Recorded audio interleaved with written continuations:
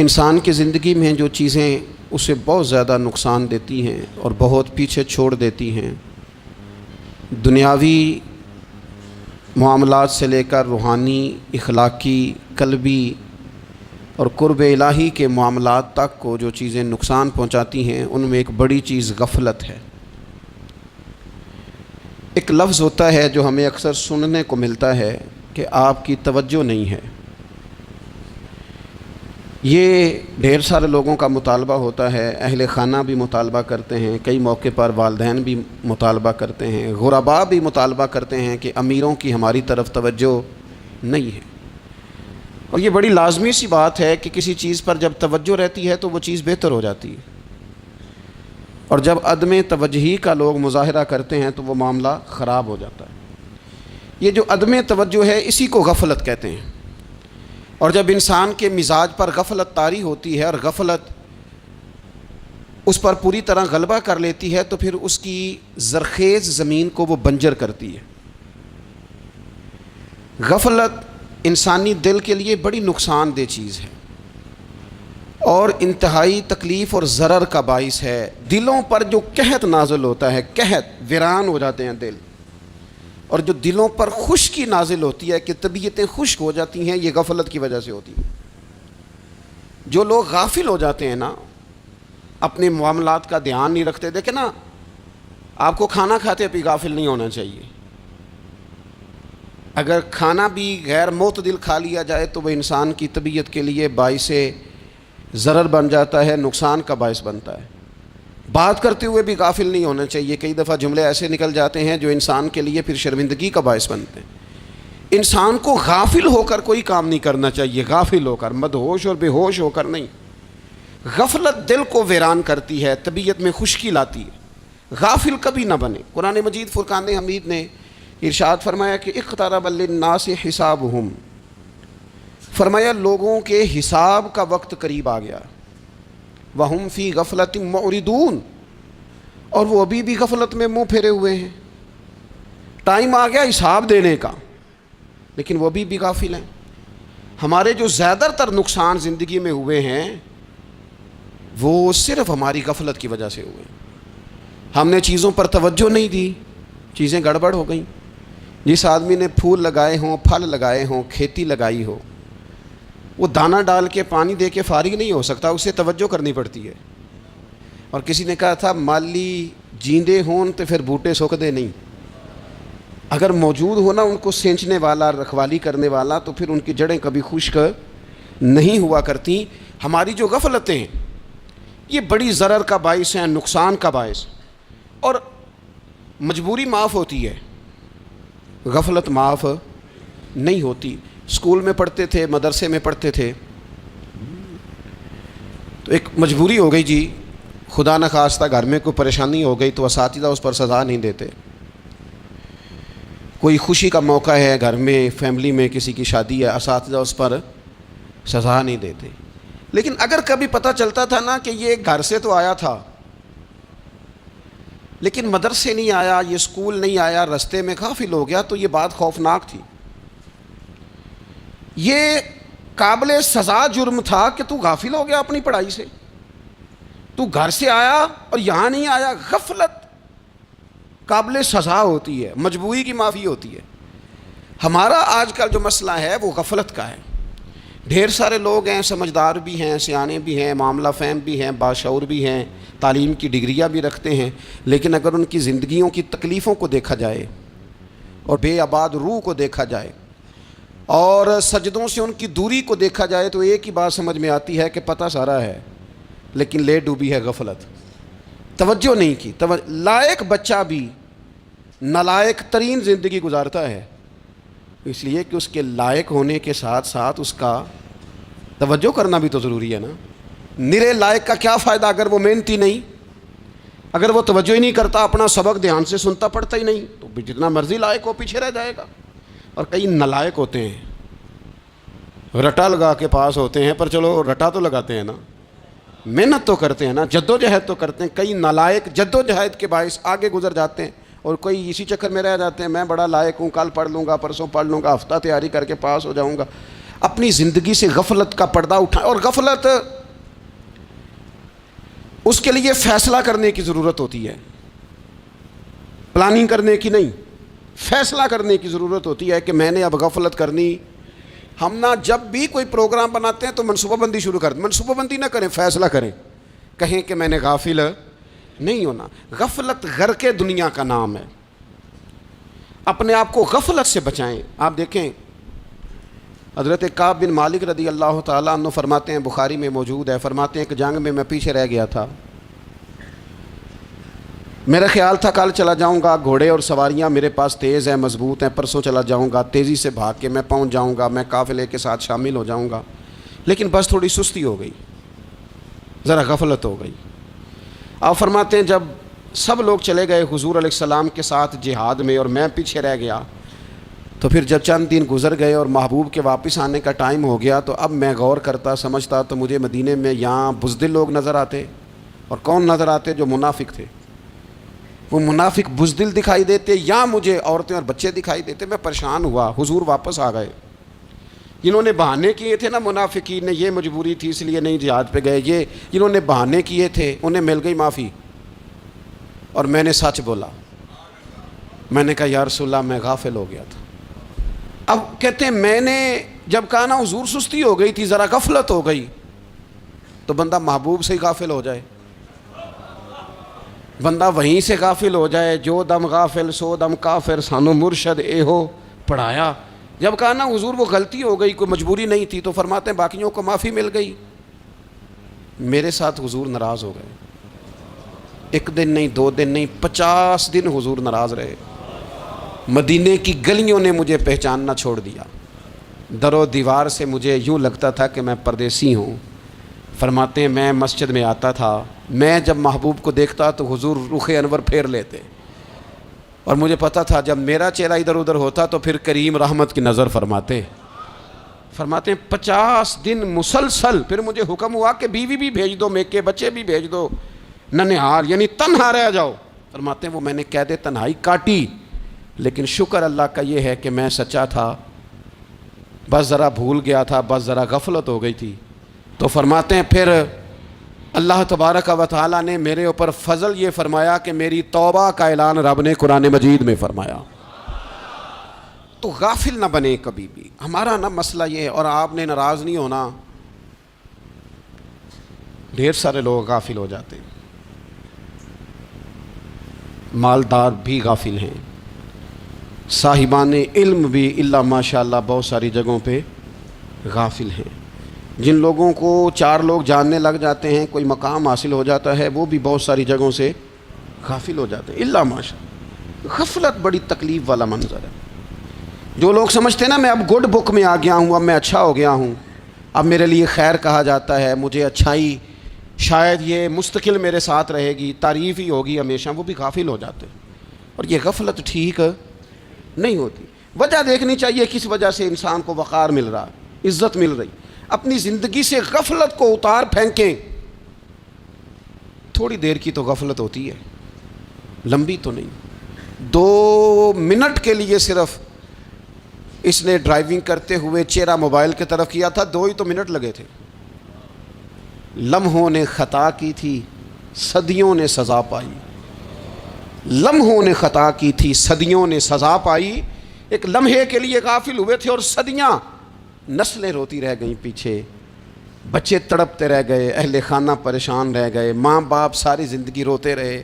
لیکن یہ 2 منٹ کے لیے یہ غفلت جو ہے یہ بڑی تکلیف والا معاملہ. اپنی زندگی سے غفلت کو اتارنا ہے، غافل نہیں بننا. ہر وقت توجہ اور ساری باتوں پہ توجہ.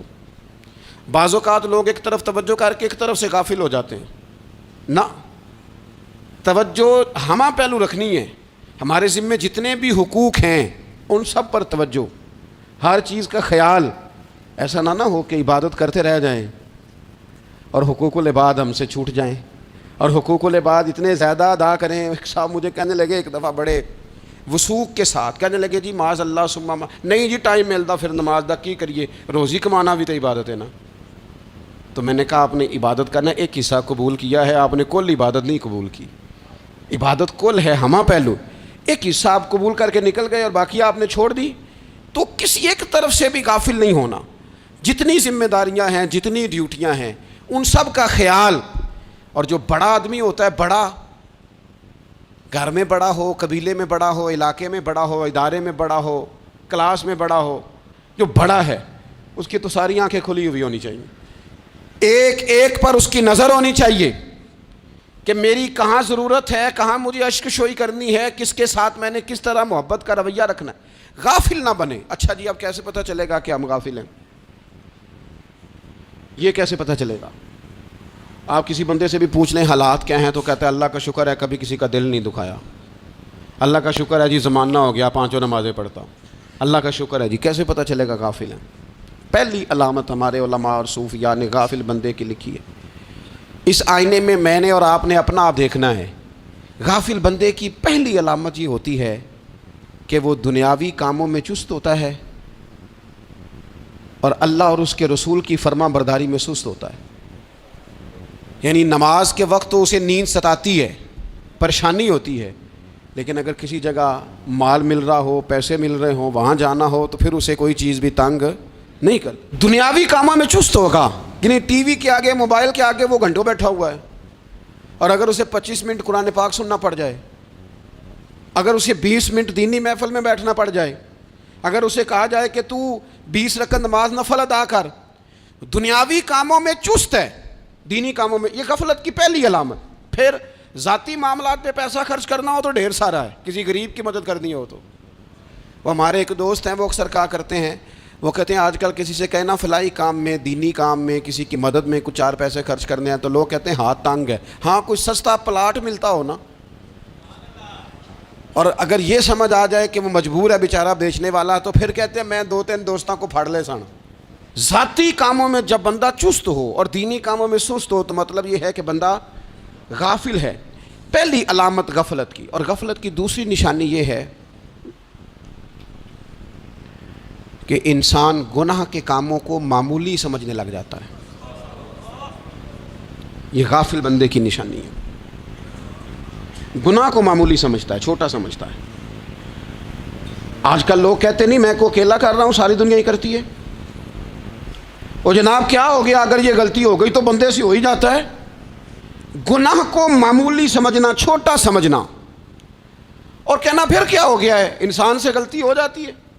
آپ دیکھ لیں کہ سینکڑوں بیسیوں گناہوں کا بوجھ ہمارے سروں پہ ہوتا ہے، لیکن کوئی ہمارا دبدبہ ہے، کوئی ہماری گفتگو ہے، کوئی ہمارے جملوں میں خود پسندی ہے، کوئی ریاکاری ہے، کوئی تصنع ہے. یہ غافل بندے کی علامت ہے. نبی اکرم صلی اللہ تعالیٰ علیہ وآلہ وسلم نے فرمایا مومن اپنے گناہوں کو پہاڑ کی طرح سمجھتا ہے. یہ بخاری میں حدیث ہے. مومن پہاڑ کی طرح جانتا ہے اور وہ ڈرتا ہے کہ کہیں وہ پہاڑ اس کے اوپر گر نہ جائے، یعنی کہیں مجھے میرے گناہ کی سزا نہ مل جائے. چھوٹے گناہ کو بھی پہاڑ جانتا ہے، یار مجھ سے غلطی ہو گئی، مجھے ٹھیک کر لینی چاہیے، مجھے معافی لے لینی چاہیے، مجھے توبہ کر لینی چاہیے. مومن اپنے اوپر گناہ کو پہاڑ کی جانب سمجھتا ہے. اور حضور علیہ الصلوۃ والسلام فرماتے ہیں کہ یہ جو فاسق اور فاجر ہوتا ہے نا، اللہ کا نافرمان، یہ گناہ کو مکھی کی طرح سمجھتا ہے. یہ سمجھتا ہے میں نے اشارہ کرنا ہے، مکھی نے اڑ جانا ہے. مومن کی علامت یہ ہے کہ وہ پہاڑ جانتا ہے، اگر غلطی ہو جائے تو پہاڑ. امام اعظم ابو حنیفہ رحمۃ اللہ علیہ گزر رہے تھے تو بارش ہو گئی تھی اور کوفہ میں کیچڑ تھا، تو آپ نے جو جوتے پہنے ہوئے تھے ان جوتوں سے چلتے ہوئے نا آپ کے پاؤں سے کچھ مٹی اڑی، تو سامنے ایک یہودی تھا. اب اس زمانے میں دیواریں کچی ہوتی تھیں، اس کے دیوار پر جا کے وہ مٹی جو تھی وہ لگ گئی. اب امام صاحب بڑے پریشان ہوئے کہ میں نے اس کی دیوار کو آلودہ کر دیا. یہاں تو لوگ اپنی اینٹیں رکھتے رکھتے کئیوں کی دیواریں توڑ ہی دیتے ہیں، اور پھر وہ اس پر ماننے کو بھی تیار نہیں ہوتے، تسلیم کرنے کو بھی تیار نہیں ہوتے. وہ کہتے ہیں پھر کیا ہو گیا، اب ہمارا یہاں گھر ہے تو ہم نے ٹرالی منگوانی نہیں تھی، ہمارا حق بنتا تھا. امام صاحب کے پیروں سے ذرا کیچڑ اڑا، یہودی کی دیوار پہ لگا، اس کی کچی دیوار تھی. امام صاحب پریشان ہو گئے، سوچنے لگے کہ اگر میں دیوار سے یہ کیچڑ اتارتا نہیں تو یہ بھی زیادتی ہے، میں نے اس کی دیوار کو گدلا کر دیا، اور اگر میں اتارتا ہوں تو کچھ مٹی اس کی دیوار کی بھی اتر جائے گی، کچی دیوار ہے، یہ بھی زیادتی ہے. مومن گناہ کو پہاڑ کی طرح سمجھتا ہے کہ کہیں گر نہ جائے، اس کی بھی کہیں سزا نہ مل جائے. امام صاحب نے اس کے دروازے پہ دستک دی، وہ باہر آیا تو اتفاق سے وہ آپ کا مقروض بھی تھا، اس نے پیسے دینے تھے. باہر نکلتے ہی کہنے لگا اوہ آپ تو قرض لینے آ گئے، میرے پاس تو ابھی گنجائش نہیں ادا کرنے کی۔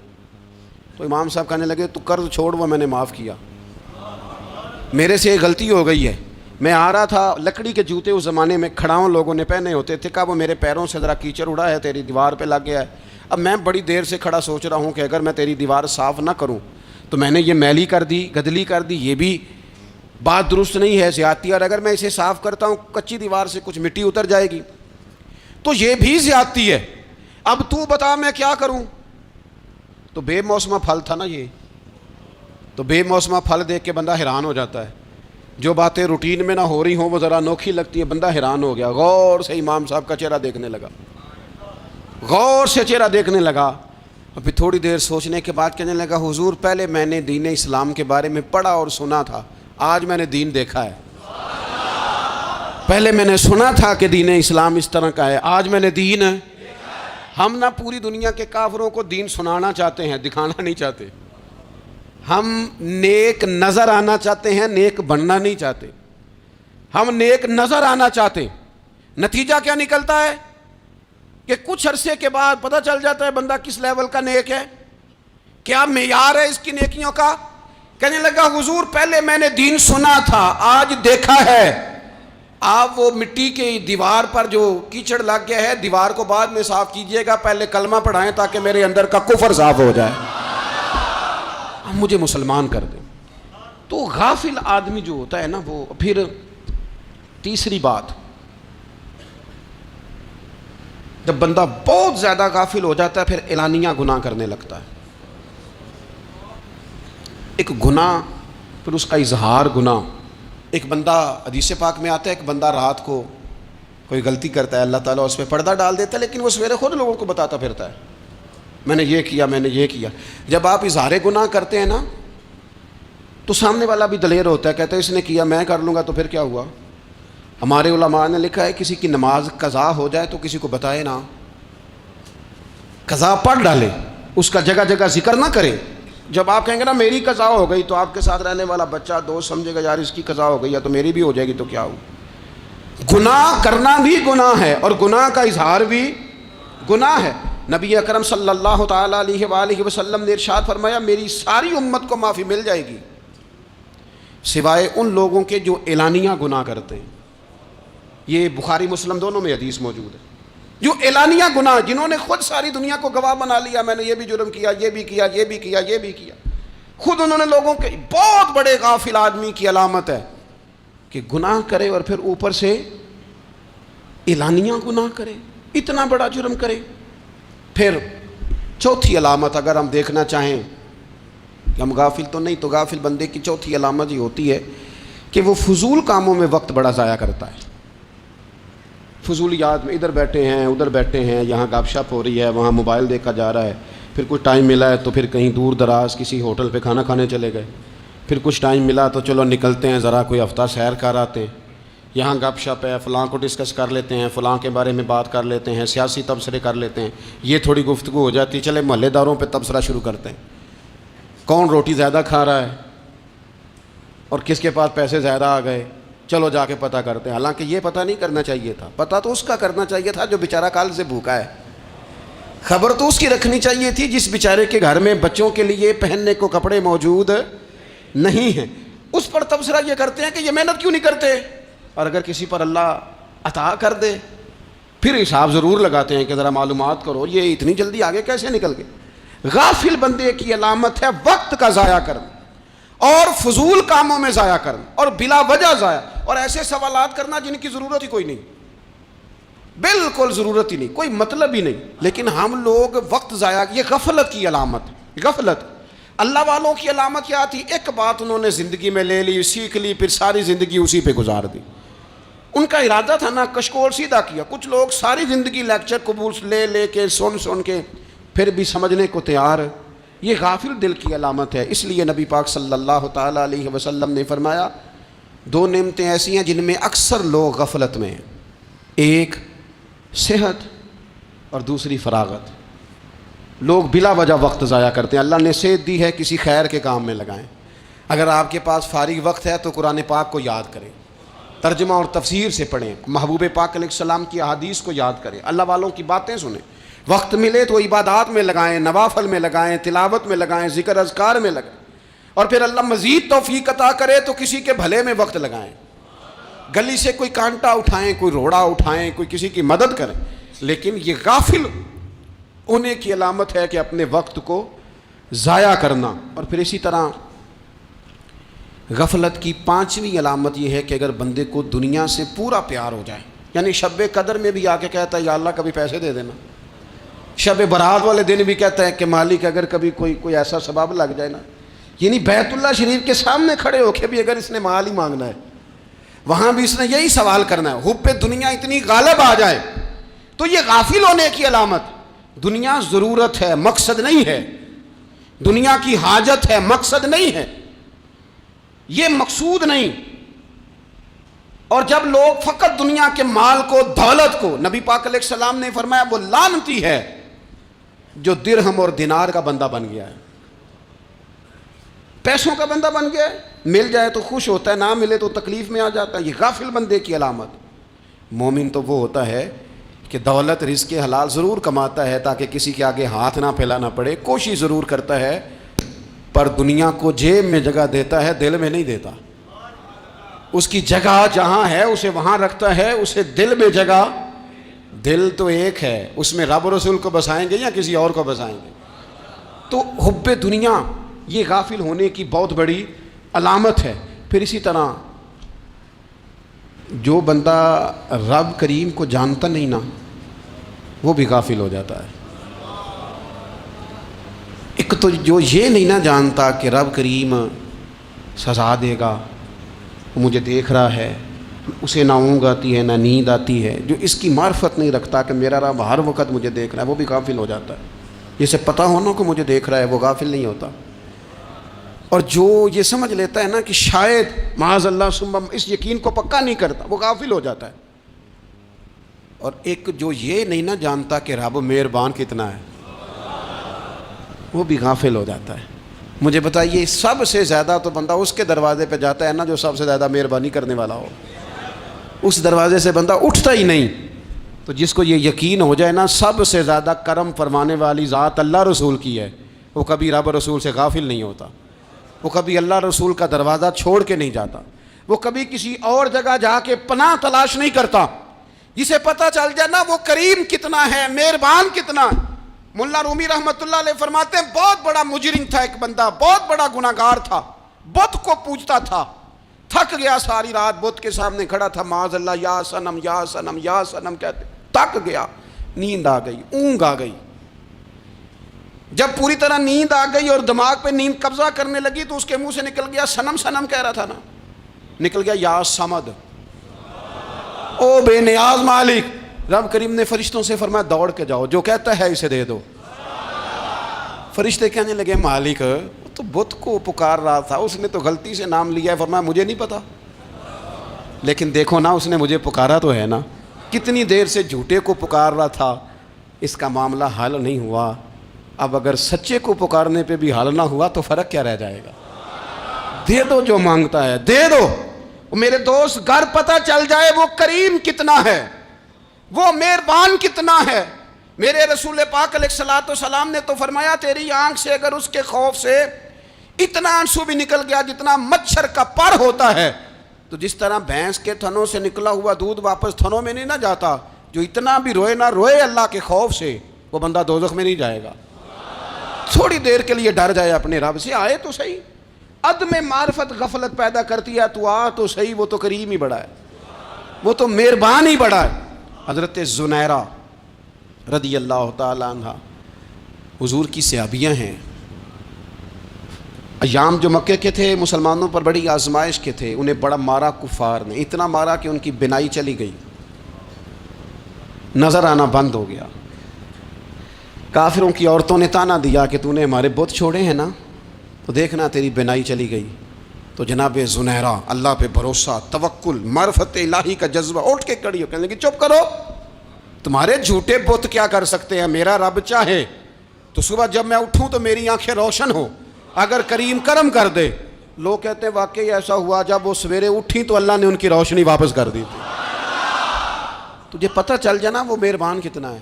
وہ ایک بزرگ تھے تو ان سے کسی نے کہہ دیا کہ اگر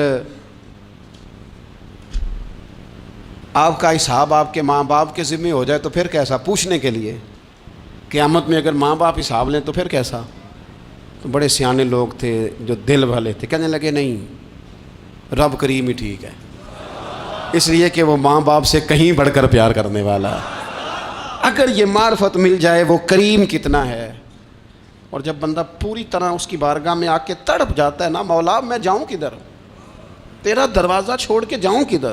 اقبال کہتے ہیں وہ ایک سجدہ جسے تو گراں سمجھتا ہے 1000 سجدوں سے دیتا ہے آدمی کو نجات. تجھے جگہ جگہ جھکنا نہیں پڑے گا اگر تو صحیح معنوں میں اپنے رب کی بارگاہ میں جھک جائے. تو میرے عزیز کوشش کریں کہ اس کی معرفت, اس کا کرم, اس کی عطا اور اللہ تبارک و تعالیٰ کے حاضر و ناظر ہونے پر عین الیقین, حق الیقین حاصل کریں. اور پھر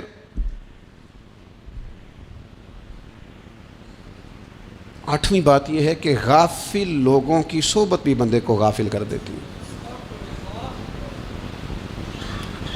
غافلوں کی صحبت میں نہ بیٹھیں, ان کی صحبت میں بیٹھیں جن کے پاس بیٹھنے سے دل میں رب رسول کی محبت پیدا ہوتی ہے. غافلوں سے بچیں. چنگیاں دے لڑ لگی ساں تے چولی چ پھل پئے, تے جدوں میں پیڑیاں دے سنگ رل گئی تے میرے اگلے بھی ڈول گئے. برے آدمی کی صحبت بندے کو غافل کر دے. غافلوں کی صحبت میں کبھی نہ بیٹھیں, کبھی نہیں. غافل آدمی آپ کو غافل کر دے گا. میرے نبی پاک علیہ الصلوۃ والسلام نے فرمایا انسان اپنے دوست کے مذہب پر ہوتا ہے. یہ بہت بڑے لفظ ہیں. فرمایا المرء علی دین خلیلہ, انسان اپنے دوست کے مذہب پر ہوتا ہے. تو دیکھ تو نے دوست کس کو بنایا ہے. جو تیرے دوست کا مذہب ہوگا وہی تیرا ہو جائے گا. ہم نے دوست بنایا نا غوث پاک جیلانی کو, ہم نے یاری لگائی ہے نا داتا علی اجمیری سے, ہماری نسبت ہے نا معین الدین اجمیری سے, ہمارا تعلق ہے نا بہاؤالدین زکریا ملتانی سے, ہمارا رشتہ ہے نا حضرت مجدد الفسانی سے, ہم ماننے والے ہیں نا اعلیٰ حضرت بریلوی کے, ہمارا تعلق ہے کبھی جماعت علی سے کبھی مہر علی سے. ہمارا ان سے تعلق ہے تو صبح شام ہماری زبان پہ رہتا ہے بلغ العلا بکمالہ کشفت الدجی بجمالہ حسنت جمیع خصالہ صلو علیہ وآلہ. ان سے تعلق جڑا ہے نا تو کئی دفعہ تنہائیاں تڑپا دیتی ہیں اور تڑپ کے کہتے ہیں آج سکھ متران دی ودھیری, آج سکھ متران دی. سکھ کہتے ہیں اڈیق کو, متر کہتے ہیں محبوب کو. اج سکھ متران دی ودھیری ہے, اے کیوں دلڑی اداس گھنیری ہے, لوں لوں وچ شوق چنگیری ہے, اج نینا لائیاں کیوں جھڑیاں, سبحان اللہ سبحان اللہ سبحان اللہ. پہلے کہتے ہیں سکھ متران دی ودھیری ہے یعنی اداس ہوں, پھر حضور کے جلووں پہ نظر کرتے ہیں, کہتے ہیں سبحان اللہ سبحان اللہ. ماں اجمل کا, ماں احسانہ کا, ماں اکمالہ کا, اور پھر فوراً کہنے لگے او کتھے مہر علی, او کتھے مہر علی, کتھے مہر علی, تے کتھے تیری سنا. اب ویکھو مشتاق اکھیں کتھے جاڑیاں بلغ العلا بکمال کشفت الدجی بے. اور میرے اعلیٰ حضرت کہنے لگے سرور کہوں کہ مالک و مولا کہوں, تو باغ خلیل کا گلے زیبا کہوں تجھے, تیرے تو وصف عیب تناہی سے ہیں بری, حیران ہوں میرے شاہ میں کیا کیا کہوں تجھے. غافل آدمی کی علامت ہے برے لوگوں کی صحبت میں. خبردار ان کے پاس نہ بیٹھنا جن کے پاس بیٹھنے سے تمہارے دلوں میں اولیاء اللہ, اللہ کے بندوں کی عداوت پیدا ہو. خبردار خبردار ان کے پاس نہ بیٹھنا جن کے پاس بیٹھنے سے تمہارے دلوں میں حضور کی اولاد پاک کے بارے میں شک پیدا ہو. خبردار اس شخص کے پاس نہ بیٹھنا جو امام حسین ابن علی کے بارے میں کوئی کمزور بات کرتا ہو, بچنا. خبردار اس سے بچنا جو حضور کے صحابہ کے بارے میں بات کرے, بچنا اس سے. جو سیدنا ابو بکر صدیق کے بارے میں کوئی, دیکھو کیا مقدر ہیں صدیق و فاروق کے، جن کے گھر ہی رحمتوں کے خزینے میں۔ بھلا کیا کہا نبی پاک؟ حضور نے فرمایا میرے اوپر جس نے نیکی کی تھی بدلہ دے دیا ہے۔ یہ جو میرے ابو بکر صدیق ہے نا، ان کو میں اللہ کی بارگاہ میں لے جاؤں گا، کہوں گا مالک تو ہی بدلہ عطا فرما۔ ایک ہاتھ میں جناب صدیق کا ہاتھ پکڑا، ایک میں حضرت عمر کا ہاتھ پکڑا، اور حضور مسجد نبوی سے باہر آ رہے ہیں۔ دیکھنے والے کی زبان سے بے ساختہ سبحان اللہ نکل گیا۔ کیا شان ہے، کیا مقدر ہے۔ تو حضور علیہ السلام رک گئے اور روک کے فرمایا تو حیران ہو رہا ہے نا، تو حیران ہو رہا ہے نا کہ میں نے ایک ہاتھ میں ابو بکر کو پکڑا ہے، ایک میں عمر کو پکڑا ہے۔ فرمایا قیامت میں جب میری قبر کھلے گی تو میں اسی طرح قبر سے نکلوں گا، اس طرح میدان محشر میں میں آؤں گا۔ خبردار، حضور کے وفاداروں کے وفادار رہنا، ان کے وفادار رہنا، ان کے وفادار رہنا۔ بڑا عجیب دور آیا ہے، ہم نے یہ دور دیکھا ہے کہ لوگ حضور کے صحابہ کے بارے میں بھی بات کریں گے۔ اب نبی پاک کی اولاد پاک کے بارے کو بھی ڈسکس کیا جائے گا۔ اپنا منہ تو دیکھ، اپنی حیثیت دیکھ، اور پھر وہ بندے دیکھ جن کو اللہ نے چن کے اپنے محبوب کی غلامی کے لیے حضور کے قریب بٹھایا۔ تو بچنا ایسے لوگوں سے، پرہیز کرنا، خبردار، عقیدہ ستھرا رکھنا، عقیدہ ستھرا رکھنا، صاف رہنا، پاکیزہ رہنا، غافلوں کی صحبت سے بچنا۔ بڑا ڈرتے ہیں اللہ سے، دعائیں مانگتے ہیں، یا اللہ نسلوں میں بھی وہی بندے پیدا فرما جو عقیدے پکے رکھنے والے ہیں، وہ بندے پیدا فرما ہماری نسلوں میں۔ ایک وہ بندہ بھی غافل ہو جاتا ہے جو امیدیں لمبی لگا لیتا ہے، جن کے منصوبوں میں دولت بھی ہوتی ہے، گھر بھی ہوتا ہے، اولاد کا بڑا ہونا بھی ہوتا ہے، پوتے پوتیاں نواسے نواسیاں دیکھنا بھی ہوتا ہے، یہاں بھی گھر وہاں بھی گھر، یہ سیر، یہ سارا کچھ ہوتا ہے، لیکن رب کی بارگاہ میں پیش ہونا جن کے پیش نظر نہیں ہوتا۔ لمبی امیدیں۔ حضرت مولا علی شیر خدا فرمایا کرتے تھے میں تم پر دو باتوں کا خوف کھاتا ہوں، جو ڈر آتا ہے، ایک یہ کہ تم خواہش کی پیروی کرو گے، جو نفس کی خواہش ہوگی اس کے پیچھے لگ جاؤ گے، اور ایک تم لمبی لمبی امیدیں باندھو گے، اتنے سال جینا ہے، اتنے 100 سال جینا ہے، یہ کرنا ہے، وہ کرنا ہے۔ منصوبہ بندی کریں مستقبل کے لیے، وہ بری نہیں، لیکن تیاری رکھیں، تیاری رکھیں، اس بات کا بھی خیال رکھیں کہ اللہ کی بارگاہ میں حاضر ہونا۔ یہ غفلت کی چیزیں ہیں جو بندے کو غافل کر دیتی ہیں۔ جو لوگ اللہ کا ذکر نہیں کرتے وہ بھی غافل ہو جاتے ہیں، اور جو فضول باتیں زیادہ کرتے ہیں نا، ہنستے زیادہ ہیں۔ فَلْيَضْحَكُوا قَلِيلًا وَلْيَبْكُوا كَثِيرًا۔ قرآن کہتا ہے زیادہ رویا کرو، کم ہنسا کرو۔ نبی پاک علیہ الصلوۃ والسلام سے پوچھا تھا حضرت عقبہ بن عامر نے کہ یا رسول اللہ نجات کس چیز میں ہے؟ تو نبی پاک علیہ الصلوۃ والسلام نے فرمایا ایک تو اپنی زبان قابو میں رکھو، دوسرا فرمایا اپنے گھر میں ٹھہرے رہو، تمہارا گھر تمہارے لیے کافی ہو، فضول نہ نکلو گھر سے، اور تیسرا فرمایا اپنی خطاؤں پہ رویا کرو۔ کثرت کلام اور فضول کلام اور بلا وجہ یہ بندے کو غافل کرتا ہے، دل کو سخت کرتا ہے۔ یہ چند چیزیں ہیں جو انسان کو غفلت میں ڈالتی ہیں۔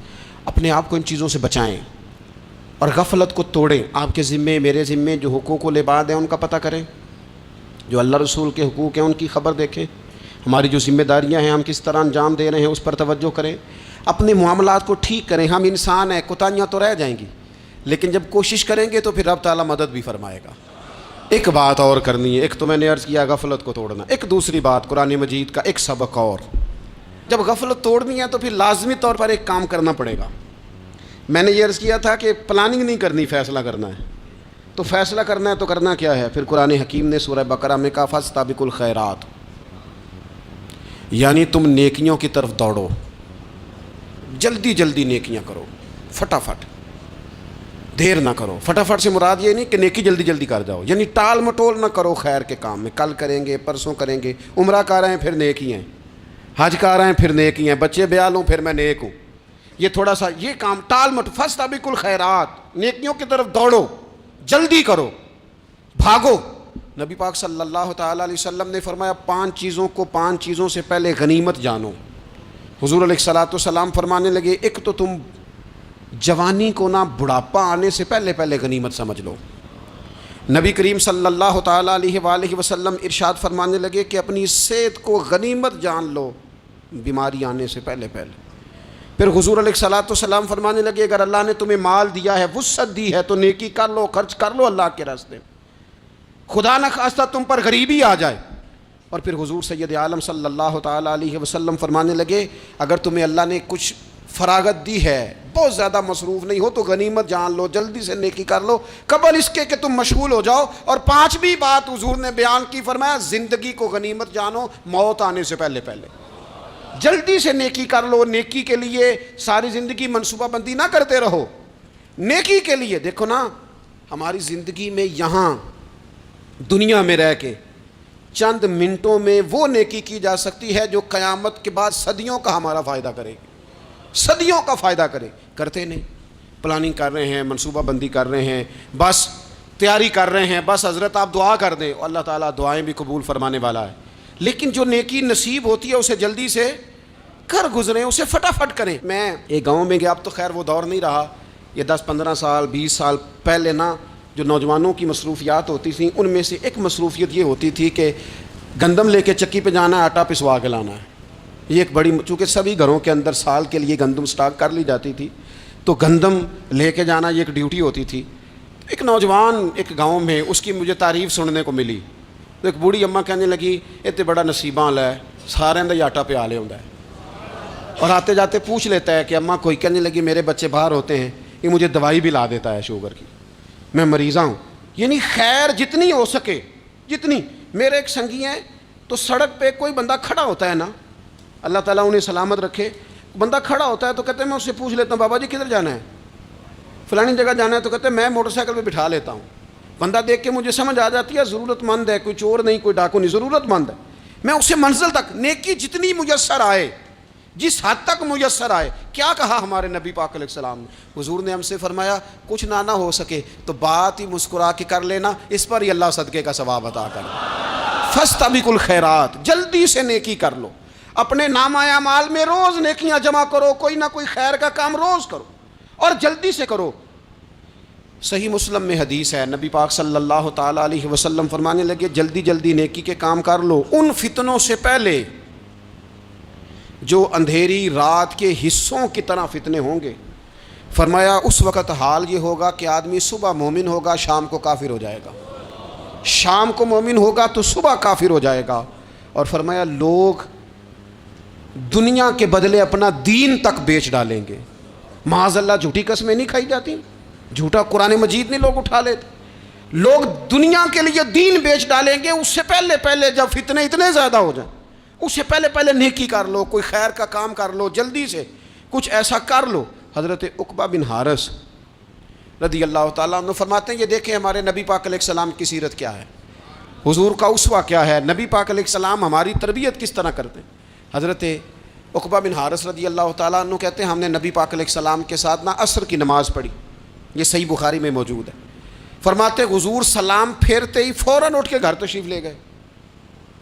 یہ ہمارے لیے نا انوکھی بات تھی، غیر متوقع تھی، پہلے کبھی ایسا ہوا نہیں۔ سلام پھیرا نماز کا، حضور جلدی سے تشریف لے گئے۔ اب ہم حیران تھے اور حیرت انگیز طور پر حیران تھے کہ کریم اتنی جلدی تشریف لے گئے، تھوڑی دیر ہوئی حضور واپس آ گئے۔ تو محبوب پاک علیہ السلام فرمانے لگے گھر میں نا ایک چھوٹی سی ڈلی، ایک چھوٹا سا ٹکڑا سونے کا پڑا تھا، مال آیا تھا سارا صدقہ کر دیا، وہ تھوڑا سا پڑا تھا، اچانک مجھے یاد آیا وہ تو پڑا رہ گیا۔ تو حضور فرمانے لگے میں نے کہا کہیں ایسا نہ ہو جائے کہ ساری رات گزر جائے اور میرے گھر میں پڑا ہی رہ جائے، میں جلدی سے جا کے اسے خیرات کر دوں۔ میں نے خیرات کیا پھر میں واپس آ گیا ہوں۔ جلدی سے نیکی، جلدی سے نیکی کر لی جائے۔ ہم بڑا انتظار کر رہے ہیں، بڑا لمبا ہمارا پروگرام ہے، ہمارے پاس ٹائم ہی بڑا ہے، کسی نے کان میں کہہ دیا ہے تیرے پاس بڑا وقت ہے، ابھی تو بڑی عمر پڑی ہے، ابھی تو جناب اور میرے بھائی یہ لوگوں کے کہنے کی باتیں ہیں، پھر پتہ ہی نہیں چلتا حالات کس طرح کے ہو جاتے ہیں اور کیا معاملات انسان کے ساتھ درپیش ہوتے ہیں۔ جتنی خیر میسر آئے، جتنا بھلا میسر آئے، جتنی انسان کو توفیق ملے۔ میں نے بزرگوں کو دیکھا، اپنے اصحاب کو، پہلے وہ خدام سے کہتے کہ میں سونے لگا ہوں اور پابند کرتے لوگوں کو کہ فلاں وقت، بزرگوں کو میں نے دیکھا اپنے، وہ پابند کرتے لوگوں کو کہ فلاں وقت میں موجود ہوں گا آنا، خود پابند فرماتے۔ اور پھر جب بیدار ہوتے نا تو سب سے پہلے خدام کو بلا کے پوچھتے کوئی مہمان تو نہیں آیا؟ وہ جناب آپ نے خود ہی تو پابند فرمایا فلاں دن آنا۔ کہنے لگے چل یار اگر کوئی آیا تو مجھے ملا لو، میری ملاقات کرا لو۔ کیوں؟ اس لیے کہ دور سے آیا ہے، مجھ سے ملنے آیا ہے۔ کوئی خیر کی بات سیکھنے آیا، چلو میرے نامہ اعمال میں کوئی نیکی جائے گی، کچھ نہ کچھ خیر جمع کر لی جائے، کچھ نہ کچھ ڈیوٹی کر لی جائے، کچھ کام کریں اور جلدی سے کریں۔ حضرت جابر بن عبداللہ انصاری رضی اللہ تعالیٰ عنہ بیان کرتے ہیں، یہ بھی بخاری میں موجود ہے، کہتے ہیں ایک صحابی نا نبی پاک علیہ السلام کی بارگاہ میں حاضر ہوئے غزوہ احد کے موقع پر، اور حال ان کا یہ تھا کہ وہ کھجور کھا رہے تھے، اور کھجور انہوں نے منہ میں رکھی ہوئی تھی۔ حضور کی بارگاہ میں حاضر ہوئے اور عرض کرنے لگے، یا رسول اللہ صلی اللہ تعالیٰ علیہ وسلم، اگر میں شہید کر دیا جاؤں تو کہاں جاؤں گا؟ حضور فرمانے لگے، جنت میں۔ تو کہتے ہیں انہوں نے جو کھجور منہ کے اندر تھی نا، وہ انہوں نے نگلی نہیں، اندر نہیں لے گئے، اس کو باہر نکالا اور دوڑ کے آگے بڑھے اور جنگ کرنی شروع کر دی، اور لڑتے لڑتے شہید ہو گئے۔ کیا سبق دیا انہوں نے؟ سبق یہ دیا کہ نیکی کرنے میں اتنی دیر بھی نہیں کرنی جتنی کھجور کھانے میں دیر لگتی ہے۔ جلدی سے نیکی کرنی ہے، فٹافٹ نیکی کرنی، اس کے اندر ٹال مٹول نہیں کرنا۔ اسی وقت انہوں نے کھجور باہر نکال دی، دوڑ کے انہوں نے حضرت انس بن نضر رضی اللہ تعالیٰ عنہ، حضرت انس بن مالک رضی اللہ تعالیٰ عنہ کے چچا ہیں، میدان احد میں نا، احد پہاڑ کے قریب کھڑے تھے، لوگوں سے کہہ رہے تھے جلدی جلدی ادھر آؤ، وہ جنت جو انسان کو انتقال کے بعد نصیب ہوگی اور قیامت کے بعد نصیب ہوگی، فرماتے تھے مجھے تو ابھی احد پہاڑ کے اندر سے جنت کی خوشبو آ بھی رہی ہے، لہذا جلدی سے آؤ، ادھر دوڑو، جہاد کرو، آؤ کفار سے لڑے۔ تو نیکی میں دیر نہیں کرنی، جو نیکی میسر آتی ہے، جس کو میسر، ماں باپ میسر ہیں تو خدمت کر لیں، اہل خانہ ہیں تو حسن سلوک کر لیں، اللہ نے اولاد دی ہے تو اچھی تربیت کر لیں، دوست ہیں تو خیر خائی کر لیں، اگر آپ کو اللہ رمضان عطا کرتا ہے تو زیادہ سے زیادہ اس کی عبادت کر لیں، اگر نظر ٹھیک ہے تو تلاوت زیادہ سے زیادہ کر لیں، زبان چلتی ہے تو رج رج کے مدینے والے محبوب پہ درود و سلام پڑھ لیں، اللہ تعالیٰ کا ذکر کر لیں، جلدی سے خیر جمع کریں، اپنے وقت کو ضائع نہ کریں۔ یہ آج کا سبق ہے کہ ایک تو ہم نے فیصلہ کرنا ہے کہ بس غفلت نہیں، اب غفلت، اب انشاءاللہ اللہ اللہ کرنی ہے، اب کوئی خیر کا کام کرنا ہے۔ میرے حضرت کا ایک جملہ کبھی نہیں بھولنا، فرمایا کرتے تھے زمین کے اوپر کام، نیچے جا کے آرام۔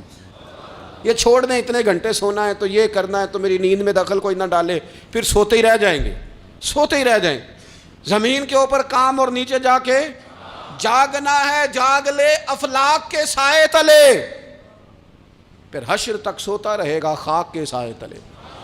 اب جاگ لے افلاک کے سائے کے نیچے، جاگ، کھول آنکھیں، ہر وقت کا سونا، ہر وقت سونا، ہر وقت جو اپنے آرام کی فکر کرنا، اس سے نکل آئیں، اور اچھا کھانا اور اچھا پہننا اور بس اپنی مرضی کی زندگی من چاہی جینا، اس سے باہر آئیں، فیصلہ کریں، فیصلہ کہ اب غفلت نہیں کرنی، اگر اللہ نے کوئی صلاحیت دی ہے تو اسے دین کے کام پہ لگانا ہے، کوئی ڈیوٹی کرنی ہے، کوئی خدمت کرنی ہے۔ دیکھو خدمتیں ہو رہی ہیں، صدیق اکبر مال دے رہے ہیں، عثمان غنی مال دے رہے ہیں، مولا علی نے تلوار پکڑی ہے، میدان میں جا رہے ہیں، فاروق اعظم گلی گلی نگر نگر رسول اللہ کے دین کی پہرے داری کر رہے ہیں، حضرت جناب سیدنا سلمان فارسی ابو ذر غفاری حضور کی مسجد میں جھاڑو دے رہے ہیں، اور بلال حبشی وہ نبی پاک کی مسجد میں اذان پڑھتے پڑھتے رب نے اتنا عروج فرمایا کہ کعبے کی چھت پہ کھڑے ہو کے بھی اذان پڑھنی شروع، انہوں نے اذان دے دی۔ تو کوئی کام کرنا ہے، غفلت کو توڑنا ہے اور نیکی کرنی ہے، ذرا جلدی جلدی خیر کا کام کرنا ہے، نہیں ایسے نہیں، فٹافٹ۔ کیسے جی؟ فٹافٹ۔ تو فٹافٹ کام کریں خیر کا، جلدی جلدی۔ تو یہ خیر کا کام فٹافٹ، جلدی جلدی اور بڑی جلدی اور دوڑ دھوپ کے، اور جب آپ کرتے جائیں گے نا تو پھر اللہ تعالیٰ مواقع بناتا جائے گا۔ آپ سے میری اپیل ہے، بالخصوص میرے ساتھ جو وابستہ سنگیاں، جو پیار کرنے والے ہیں، دو باتیں آج آپ نے لے کے جانی ہیں گھر۔ یہی لنگر ہے، یہی آپ کے لیے دعا ہے، یہی ہمارے بزرگوں کا فیض ہے، یہی نصیحت ہے کہ آپ نے دو باتیں لے کے جانی ہیں۔ غفلت توڑ دینی ہے، فیصلہ کرنا ہے کہ آج کے بعد غافل نہیں ہونا، اور دوسری یہ بات لے کے جانی ہے کہ نیکی جلدی جلدی، فٹافٹ فیصلہ، فٹافٹ نیکی، ایک کر کے پھر انشاءاللہ دوسری کر کے پھر انشاءاللہ تیسری کر کے پھر انشاءاللہ چوتھی، یہ شروع کرنی ہے، اور آپ دیکھیں گے اللہ تعالیٰ مہربانی فرمائے گا، مدد کرے گا۔